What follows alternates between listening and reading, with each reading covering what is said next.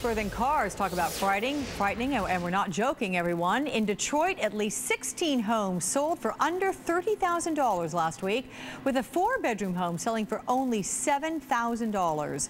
The city's housing market has been one of the hardest hit, with the number of U.S. home loans entering foreclosure at an all-time high. Let's get more details on this now from John Bendall, the owner of the Remax Classic Group. John, welcome back. Hi, welcome. You know, it's hard to say, hard to conceptualize. Houses cheaper than cars in Detroit. How is this possible?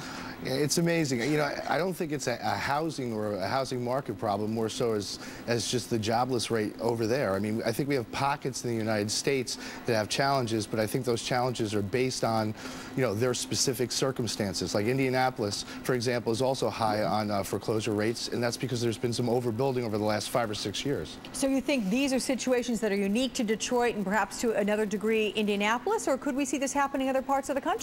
Well, I think you'll see it in other parts of the country based on, you know, we've had the issues with the subprime mortgages recently. I think there's a lot came in and bought properties for the right reasons. They bought it because of, you know, to get good returns on their investments versus waiting for the escalation of the prices and then flipping them. You have a lot of people stuck now with housing, and I think you're going to find in other parts of the United States a lot of foreclosures based on that. And is this just the tip of the foreclosure iceberg, if you will, this stuff going on in Detroit? I think that the foreclosures, and they have gained so far over the last 2 years at a pretty steady rate. I think we're going to see some more in the future, but I don't think it's become a, I think it was a tsunami is what one person said. I think it's going to be in isolated places, but you'll definitely see some more. John, you know, people who are homeowners are listening to this and think, okay, I got to do something to protect the value of my home. Is there anything people can do? Is this a time to do renovations, to do upgrades, or is this a time to just sit tight?